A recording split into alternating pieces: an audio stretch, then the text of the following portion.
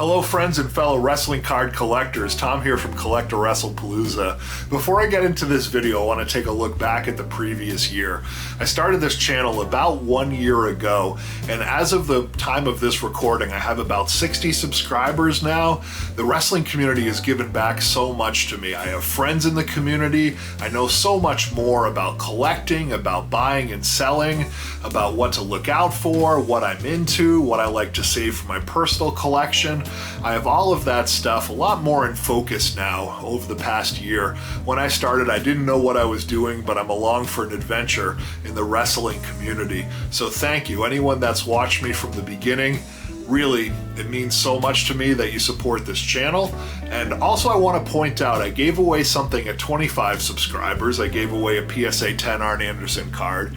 At 50 subscribers, I gave away a Topps Heritage Jake the Snake Roberts autograph card, slabbed and authenticated by PSA.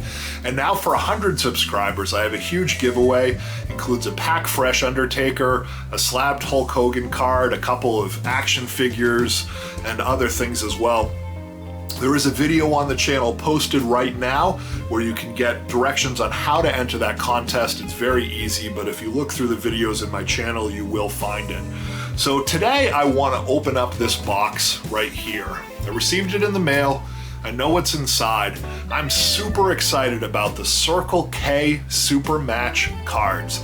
They came out in the late 80s. Folks that watch my channel know that I've done a couple of exploratory orders just to see what the cards look like and what they're all about. Now this set has arguably a Bret Hart / Hart Foundation rookie card. There aren't too many Hart Foundation cards out there. Love that card. It's got arguably a Honky Tonk Man rookie, and also it has an Andre the Giant, an Iron Shiek, and a Hulk Hogan card. Those are three of the more sought after cards in the set. So the condition on the listing looked pretty good. I paid more than I normally would for this set, maybe a little bit more than comps, but I liked the look of it, I liked the look of the condition, and I splurged a little bit because I really wanted to get the complete set. So I'm gonna open it on camera. I'm gonna do a flip through of the cards. We're gonna look at them together. We're gonna assess the condition and have some fun looking at the set. Enjoy the video. CollectAWrestlePalooza. CollectAWrestlePalooza. Alright, so you'll notice I took the cards out of the box. The reason I did that is I started opening them on video and I noticed they were in really good condition.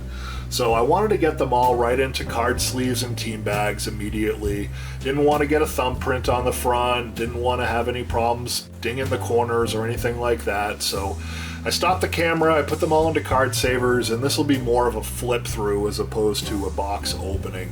And we're going to start from card number 20 and then go to card number 1. That's just how I stacked them. Card number 20 is the Iron Shiek. And one thing you'll notice right off the bat is the centering of these cards. So this one, the top to bottom centering is really bad. Left to right centering looks okay, but all the cards are different sizes slightly. I don't think they're trimmed.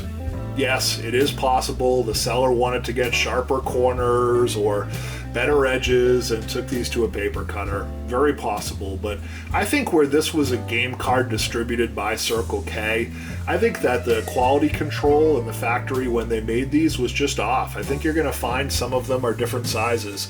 And one of the reasons I say that is I've bought lots of these cards from a number of different sellers, and they always come in slightly different sized. So I don't know how PSA would handle that. I don't know if they would take a card that's cut a little different and call it altered. But regardless, these are in good shape. The only problem with them you're going to find is the centering, but I think that that's common with these Supermatch cards. Surface looks great. It looks like it's never been touched. Of course, these cards are unscratched as well. You can tell because the silver in the bottom right-hand corner is intact. So this is Sheiky Baby. Late Sheik card, 1988. I suppose he still wrestled quite a bit after that and maybe didn't have too many cards before it. I say late because I think of him more as an early 80s fighter, and his heyday was more 82 through 85. So by 88 he was already trailing off, but still any Iron Sheik card is a card you want to own. Back of the card says Iron's gift to professional wrestling.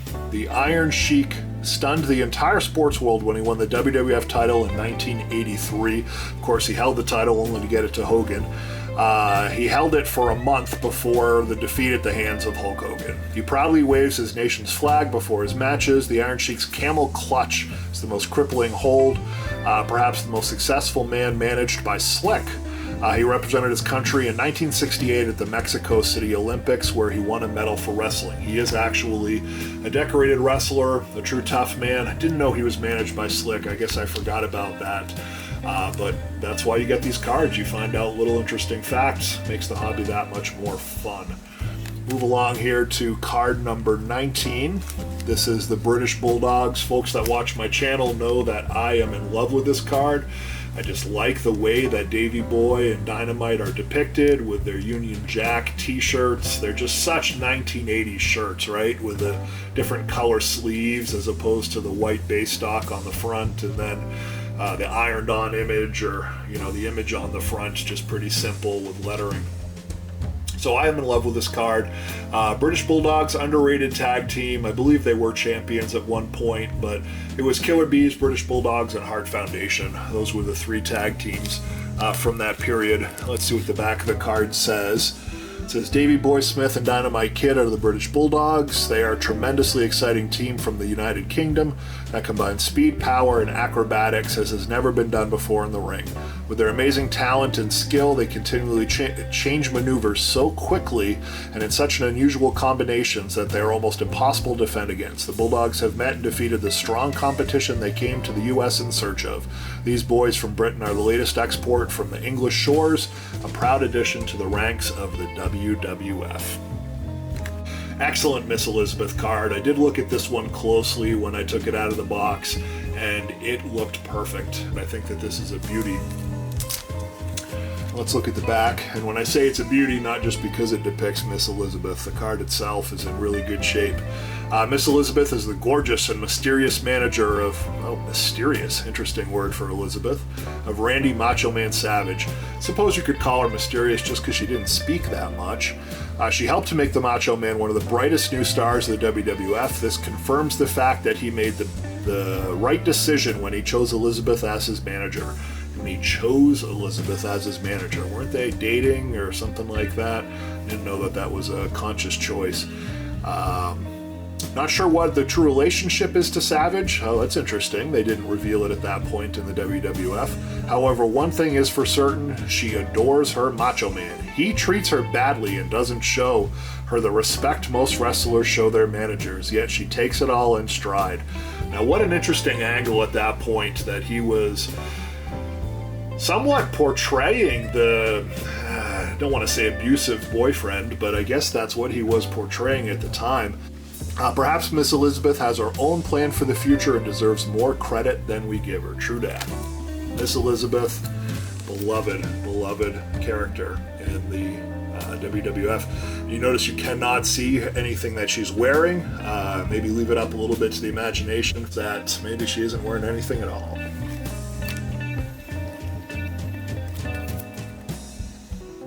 Andre the Giant. Now, this card, really good condition, but this is the centering issue I was talking about. Notice how the card on the left side of the screen, which would be the right side of the card, the border is really skinny.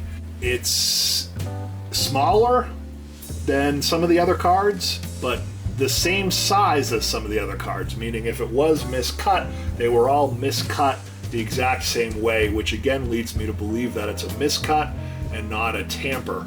The other reason I don't believe these cards are tampered is if you were going to tamper a card, you would not be tampering a card that you're buying for $5. I just don't see the value in taking the time to do that. So I think the fact that I'm buying these at a point that they're not highly valued suggests that these are all in original condition, albeit uncentered. But any Andre the Giant card is a card you want to own, this one in particular, because it looks a little different than some of his other cards, and it does show him just in his classic one-strap black gear. Really iconic shot of Andre from that time.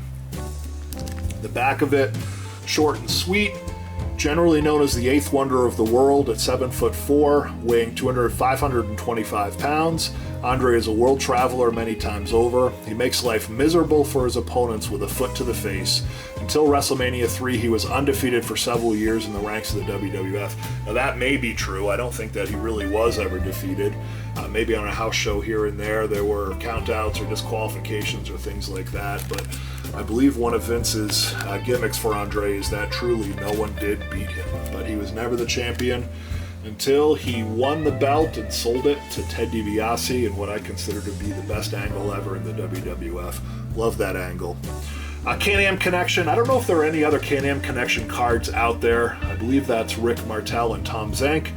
Rick Martel had a great tag team career with Tito Santana, Tom Zenk, and the Can-Am Connection, Strike Force, a lot of the high-flying tag teams of the time. Canadian Rick Martel, Quebec City, Quebec, and American Tom Zenk, Minneapolis, Minnesota, bring to the World Wrestling Federation top talent from both sides of the border to make up one of the world's most successful tag teams. Now, it is called the Can-Am Connection. When I was a kid, I thought the Can-Am was like the car, the Can-Am. I didn't put it two and two together that it meant Canadian-American Connection. But just a nice tag team, just a really nice tag team from the time. And Rick Martel, very underrated wrestler, one of the true greats. Tito Santana, another tag team wrestler, but at the time he was still a singles wrestler. I believe he was Intercontinental Champion at one point. I do like him and his swag, his Santana wrestling gear. Could buy it from WWF magazine.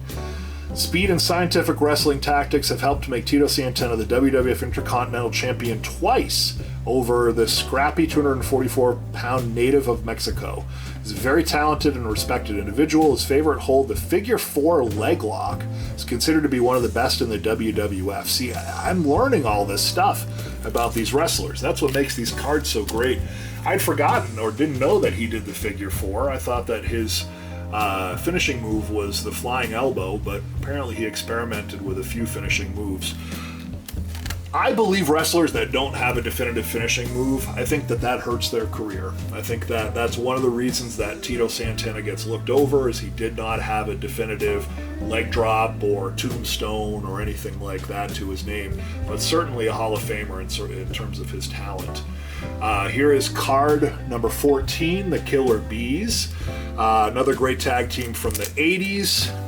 At a combined weight of 465 pounds, the Killer Bees are not the largest tag team in the WWF, but they might just be the fastest and the most exciting. Jumpin' Jim Brunzell and B. Brian Blair are both superb athletes, and when they combine their wrestling and acrobatic skills with quickness and agility, they can overcome opponents much bigger than themselves. As a kid, loved that his name was B. Brian Blair and that he was a Killer Bee. I thought that was part of the gimmick, was that he was B. Brian Blair, but I think it actually was just his name. All-time legend, Jake the Snake Roberts. Love this card. Just looks like he's on the front of some sort of, I don't know, ladies magazine or something, with the sexy snake handler, just dripping with his machismo and romance there. Let's read a little bit about Jake here. This is a pretty long description. It says 268-pound maverick from Stone Mountain, Georgia, rising to the top of WWF, never in the ring without a 7-foot-long companion, Damien. Now this is a Burmese python. Again, another cool fun fact. Talks about his DDT, and of course Damien given the opportunity to crawl over his opponents. Next, JYD, underrated wrestler, Thump, 1980s classic wrestler. One-man wrecking crew, standing 6 foot 4 inches and standing 236 pounds. JYD, as he is known to loyal fans, has a bite much worse than any wrestler's bark. His junkyard is spread far and wide, consisting of the scrap heaps of once new wrestlers piled around him. The World Wrestling Federation has a watchdog that challenges fear. Junkyard Dog. Guess there's not much else to say about him. Billy Jack Haynes, master of the Full Nelson. I remember him and Hercules had a standoff with the Full Nelson. Maybe it was in WrestleMania 3. Soft-smoking contender for the WWF Intercontinental Championship. I don't believe he ever won it, even though he probably should have. Quite proud of his roots, the Pacific Northwest. Oregon is prominently displayed on his trunks. I feel like that was one of the reasons why he didn't get more approval from the fans, is that he was just known as being an Oregon wrestler, which I didn't think really went over all that well as a gimmick. He should have done something a little bit more global, because he truly was a talent in the ring. One of my favorites, Kamala, with his manager Kimchee. Let's see what it says about Kamala. They're calling him the Ugandan headhunter officially. A tribal terror from the darkest heart of Africa, Kamala brings 408 pounds and 6 feet 5 inches of wrath to the WWF, managed by the Wizard, and attended by his handler Kimchee. Oh, geez. Kamala dons a frightful mask and enters the ring to tribal rhythms with a ceremonial spear in hand. With his war paint and massive bolt, Kamala's trademark splash off the top rope can paralyze even the most formidable opponent. His mask, little known fact, WWF LJN collectors, there is a prototype of the mask that was going to be included with the Kamala. You can buy the prototypes now for probably at least 3 figures, if not 4 figures. But imagine that action figure with that mask. That would have been an amazing thing to own as a kid. Card number 9. We're getting there. Hacksaw Jim Duggan with his 2x4. Everyone knows Hacksaw went, ho! This card's not in as good a shape as some of the others. There is some yellowing on the back, but corners look good. Hacksaw Jim Duggan stands up for the red, white, and blue in no uncertain terms, hailing from Glen Falls, New York. He often uses his 2x4 to make a point with unruly contenders. His no-nonsense law and order attitude has come down hard, along with his 2x4 and such unpatriotic types as Nikolai Volkov with devastating effect. A relative newcomer, he can expect the best from Duggan, however his opponents can expect the worst. At the time it was USA versus Russia, Boris Zukov, Nikolai Volkov, Ivan Koloff, some of the great wrestlers from the time. Not much has changed. I guess it still is US versus Russia in some ways. Card number 5, the Honky Tonk Man. Again, the greatest Intercontinental Champion ever. This is arguably his rookie card. I really like that shot of him with his red. A lot of the cards show him in the blue on the classic WWF series and in the 87 tops, I believe. This one has him in red. Strut and stroll, rock and roll. I wanted to say shake, rattle, and roll. I thought that's what it was going to say, but it said strut and stroll, rock and roll on the back of the card. Interesting description. Best describes this unique musical member of the stable of the Colonel, manager Jimmy Hart. Honky Tonk often treated us to sing one of his favorite tunes for his loyal fans before matches. Claims that the late Elvis Presley impersonated him throughout the legendary career. Loved that gimmick. I mean, Honky he could sing to an audience and draw heat. I think any wrestler that could draw heat before they started wrestling was a genius. And I had a great opportunity. I did buy an object from the Honky Tonk Man right off of eBay, and I had a back and forth with him. We talked about his gimmick in a few messages. One of the highlights of my collecting career. Honky Tonk Man said to me that I understood what he was trying to do in the ring, and I thought that was just the ultimate compliment to get that straight from the horse's mouth. Card number 7, Ricky the Dragon Steamboat. Probably the most underrated wrestler of all time. What do you think? Ricky the Dragon Steamboat. One of the best workers ever, but one of the most undecorated and unappreciated wrestlers of all time. Was part of arguably the greatest match of all time at WrestleMania 3. From the Big Island of Hawaii comes Ricky the Dragon Steamboat. Since joining the WWF, this 6-foot-tall, 234-pound martial arts expert has dominated his opponents. In addition to his chiseled good looks and powerful physique, the Dragon is best known for his dive off the top rope. This dangerous wrestling move almost always results in a full-body press pin on his unfortunate opponent. Trivia time. Who did he wrestle in WrestleMania 3? Any wrestling fans out there will know It was Macho Man, the other half of the greatest match of all time. Card number 6, George the Animal Steele. Known for his green tongue, George the Animal Steele used to eat turnbuckles.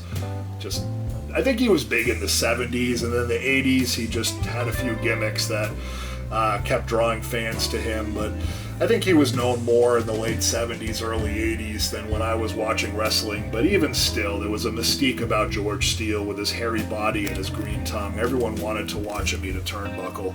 It was a rite of passage or a bucket list thing if you were a wrestling fan. George Animal Steele is a wild 288-pound beast-like man who can speak only a few words. That's not true.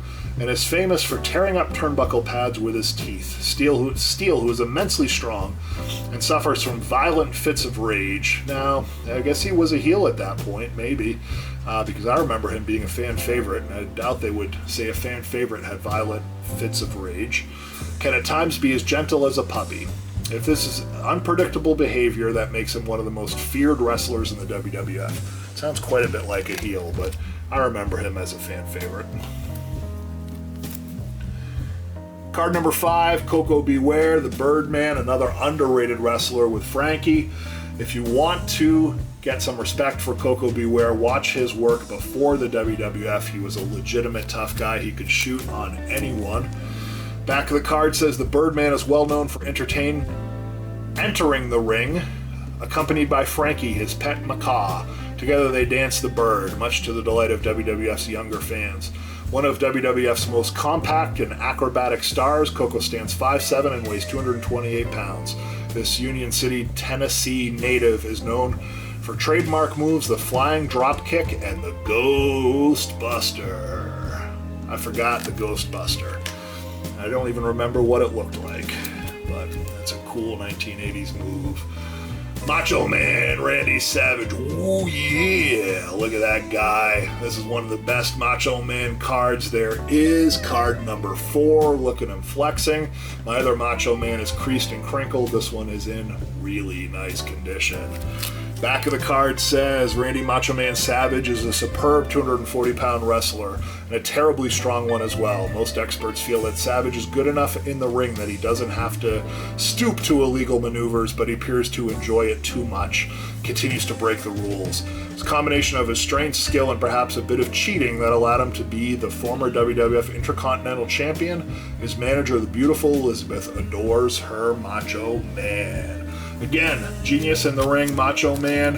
Macho Man was one of those that could play both the heel and the fan favorite. Sign of an amazing character wrestler. Hart Foundation, card number 3. I would say this is one of the top 3 in terms of value in this set, just because 87 Bret Hart is considered his rookie. These cards came out in 87, I believe. I'm not sure which one came out first, but this is pretty close to his rookie, if not his rookie. A very early card of Bret Hitman Hart, and I don't see too many cards with him with Jim the Anvil Neidhart together. Their run as a tag team was before wrestling cards were big, and then once the, I don't know if 85 and 87 Topps have a Hart Foundation. I think the 90 Classics might, but I just feel like they were either depicted alone or Bret Hart was depicted solo. I don't know why I think that. Correct me if I'm wrong in the comments, guys. I might just be remembering this all wrong.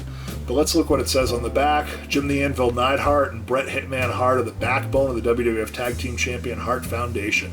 Together with their manager Jimmy Mouth of the South Hart, they have compiled an amazing record of one-sided victories. Their formula for success is obvious, combining the immense strength and skill of Neidhart with the cat-like speed and technique of Bret Hitman Hart. Then, now, with the recent addition of referee gone bad Danny Davis, another little tidbit I'd forgotten. Referee Danny Davis was part of the Hart Foundation when they were heels. Late 80s and WWF. Look at that stable. Love those guys. Found it interesting they made Hercules card number 2. Maybe it was Bobby Heenan. Maybe they didn't think about it too much, but you would have thought card number 2 would have been Andre or Macho. But anyway, it's Hercules. Not much to say about him. He had a good run. He wrestled Billy Jack Haynes. He whipped a chain around. He was a fan favorite at times. He was a heel at times. I guess I'll give him points for that. Claims to be a reincarnation of the mythical Greek hero of the same name. Always did like his look. I thought he did look like Hercules. I mean, he just looks like Hercules. I thought that was a nice choice by Vince to give him that look if he didn't make it up himself. And of course, Bobby the Brain Heenan, legendary. Card number 1, the man himself, Hulkster, Hulk Hogan, Hulkamania. What an iconic card. This one's nicely centered, really good condition. This is probably the most valuable card in this set. I did manage to get it nice and snug in a card saver for safekeeping with a team bag around it, like I did all the other cards. Oh, one other thing about the front of this card, I love that blue. It just offsets the skin tone and the copper and the yellow of his shirt and the rage in his eyes. I think it's just an amazing, amazing, underrated Hulk Hogan card. Pick one up if you can. I think that these are going to go up in value. At 6'7". Do I believe that? Maybe he was. He was a tall dude. 303 pounds. Hulk Hogan, the WWF Heavyweight Champion, is wrestling's most awesome physical specimen. From his 24-inch biceps, known as pythons, to his massive thighs. Every inch of the Hulkster is sculpted muscle. Inside the ring, he is the most powerful force in the WWF. And although he has been challenged by many, he remains undefeated. Outside the ring, he is the most popular and best recognized WWF wrestler in history. I don't believe that he was undefeated. I think they probably had a fight, and Hulk Hogan said, if Andre's going to be called undefeated, I'm going to be called undefeated, or something like that. Who knows, but I don't know why they said he's undefeated. Maybe someone just made it up and they're having a late night in the office. They had to finish up their paragraph and turn it in for what is on the Hulk Hogan bio card. But anyway, I do like reading the back of the cards. I like learning about the wrestlers. Sometimes the tidbits are true, sometimes they're false, but it's a lot of fun. Back in the day, you'd read the back of the card, you'd learn about your wrestlers. Love this set. You know, as I suggested, I got them all packaged up for safekeeping. They're going to go in my collection. I'm going to enjoy them for years to come. Thank you for watching my channel. Hope you liked this video. Leave comments below. CollectAWrestlePalooza. CollectAWrestlePalooza.